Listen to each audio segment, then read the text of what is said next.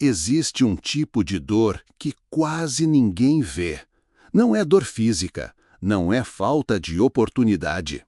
É a dor de ser mal interpretado. É a dor de ser acusado, enquanto você sabe que tentou fazer o certo. É a dor de ver pessoas formando opinião sem conhecer suas noites.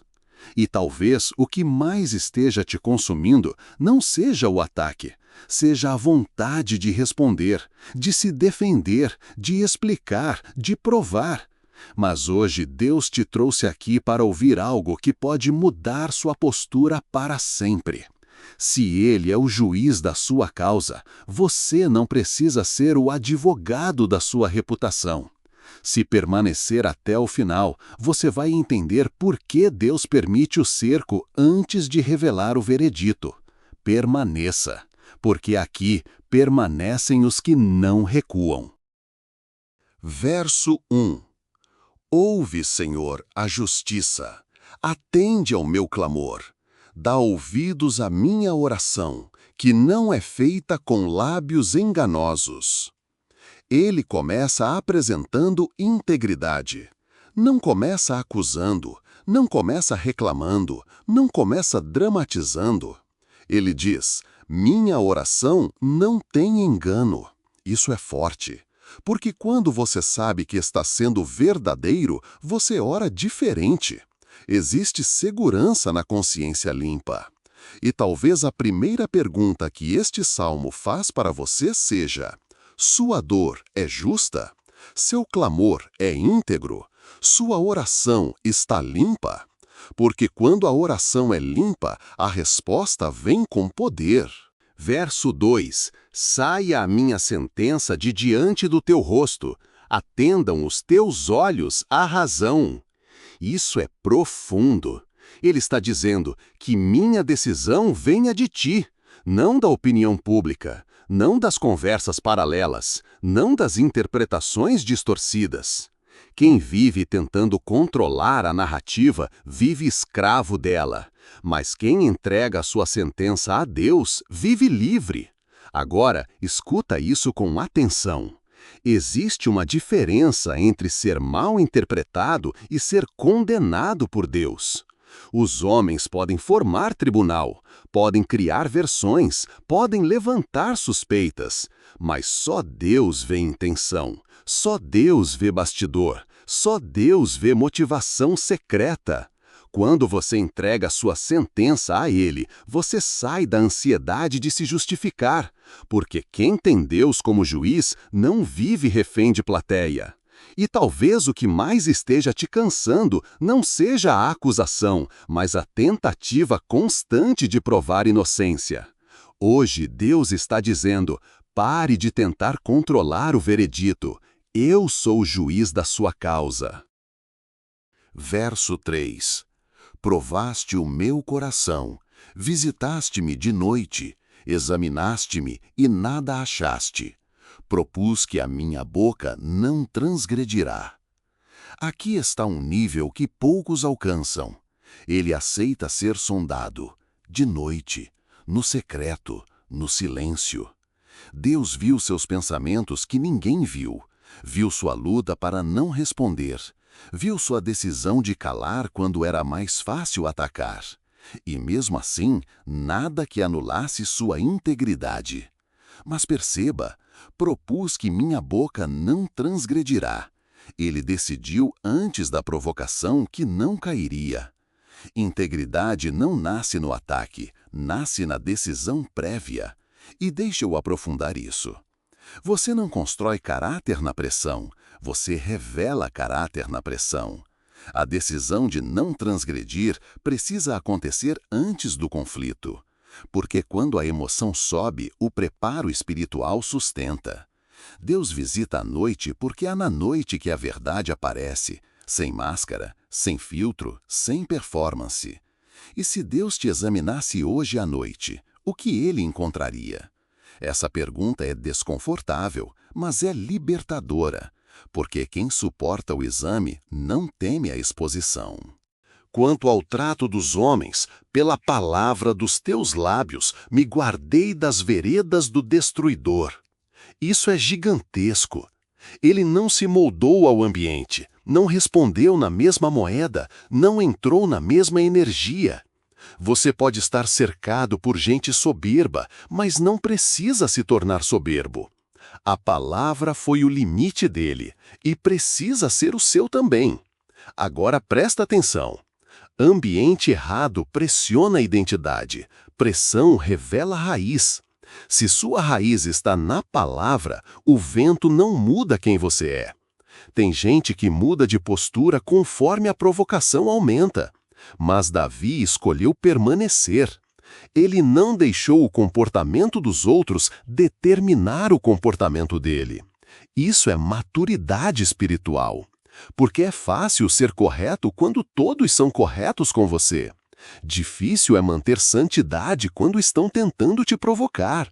Mas quem se guarda não se contamina.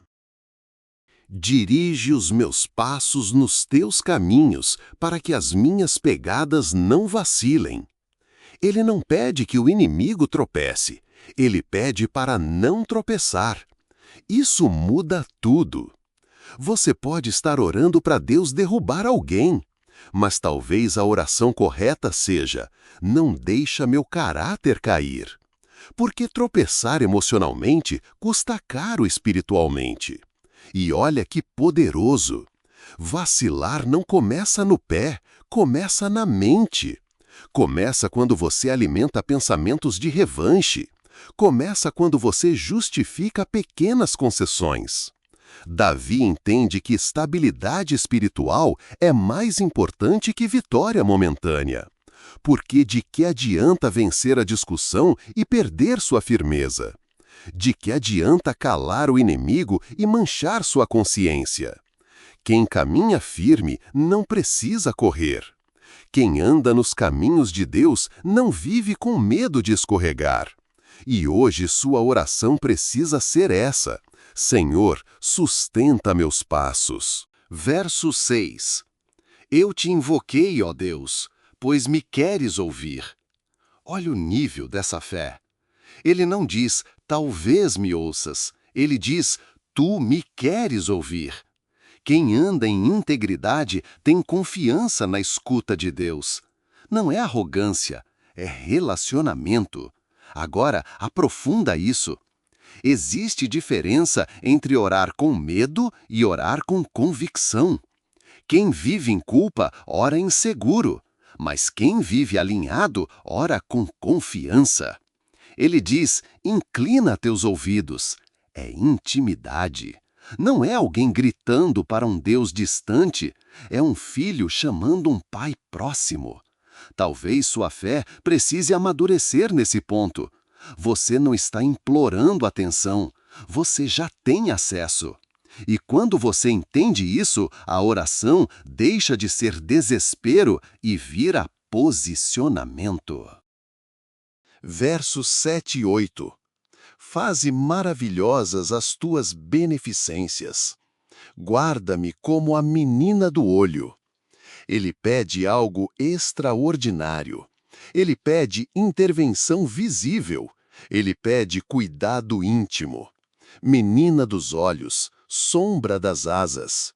Isso é imagem de proximidade. Deus não protege à distância, ele cobre de perto. E escuta isso. A menina dos olhos é protegida automaticamente. É reflexo. Você nem pensa, você pisca. É isso que ele está pedindo. Protege-me antes que eu perceba o ataque. Talvez você esteja tentando prever cada ameaça. Mas existe descanso quando Deus é seu escudo. Você não precisa vigiar tudo. Você precisa confiar. Porque quem vive debaixo das asas não vive em paranoia espiritual. Versos 9 a 12. Dos ímpios que me oprimem. Falam soberbamente. Parecem-se como leão. Aqui ele descreve a intensidade. Não é leve, não é pequeno. É opressão, é arrogância, é cerco estratégico. O leão não ataca distraído. Ele observa, ele espera a fraqueza. E talvez você esteja se sentindo assim, observado, cercado, pressionado. Mas o detalhe é importante. O leão pode rugir, mas não é o juiz. O cerco pode apertar, mas não define o final. Porque quando Deus é sua defesa, até o rugido vira anúncio de livramento. Levanta-te, Senhor. Livra a minha alma com a tua espada. Aqui está a transferência total. Ele entrega a arma, ele entrega o controle, ele entrega a reação. E isso é libertador, porque quando você segura a espada, você carrega o peso da consequência. Mas quando Deus luta, ele luta com justiça perfeita. Ele ainda diferencia homens do mundo cuja porção está nesta vida. Tem gente que vive só por agora, por status, por vitória momentânea. Mas você não é daqui. Sua recompensa não é essa discussão. Sua recompensa é eterna. Verso 15. A satisfação eterna. Quanto a mim, contemplarei a tua face. Aqui, tudo se resolve. Ele não termina falando do ataque, termina falando da presença. Ele não termina pedindo queda do inimigo, termina desejando semelhança com Deus. Isso é maturidade absurda. Porque no final, a maior vitória não é ver o outro cair, é acordar transformado. Ele diz, eu me satisfarei. Não é vitória externa, é satisfação interna. E talvez seja isso que Deus quer te ensinar. Não lute para ser reconhecido, lute para permanecer parecido com Ele. Agora, olha a construção desse salmo. Ele começa pedindo justiça, passa pelo exame, resiste à provocação, entrega a espada, reconhece que há homens que vivem só por esta vida e termina olhando para a eternidade. O cerco não veio para te destruir, veio para revelar quem você realmente é. Veio para provar sua raiz, veio para fortalecer sua confiança. Veio para ensinar que sua defesa não é emocional, é divina. Quando Deus julga sua causa, o tempo pode até demorar, mas o veredito é perfeito. Arma espiritual da manhã. Posicionamento. Agora declare em voz alta: minha sentença vem de Deus. Meu coração permanece íntegro. Eu não vou reagir no impulso. Deus é minha defesa. Repita até a ansiedade diminuir. Repita até o medo perder força.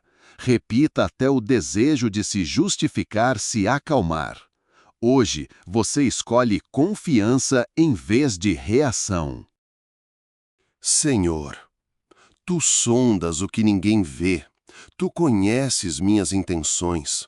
Tu viste minhas noites silenciosas. Se houver algo desalinhado em mim, corrige. Mas se meu clamor é justo, julga minha causa. Eu entrego minha reputação. Eu entrego minha necessidade de provar. Eu entrego minha ansiedade de responder. Guarda-me como a menina dos teus olhos. Esconde-me sob tuas asas. Levanta-te por mim. Usa a tua espada. Defende minha história. E quando tudo isso passar, que eu acorde mais parecido contigo do que quando começou. Em nome de Jesus. Amém.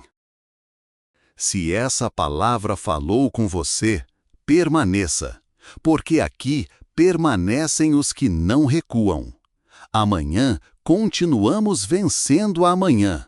Um salmo por vez, uma batalha por vez, uma transformação por vez. E lembra disso, quando Deus julga sua causa, ninguém encerra sua história. Seguimos.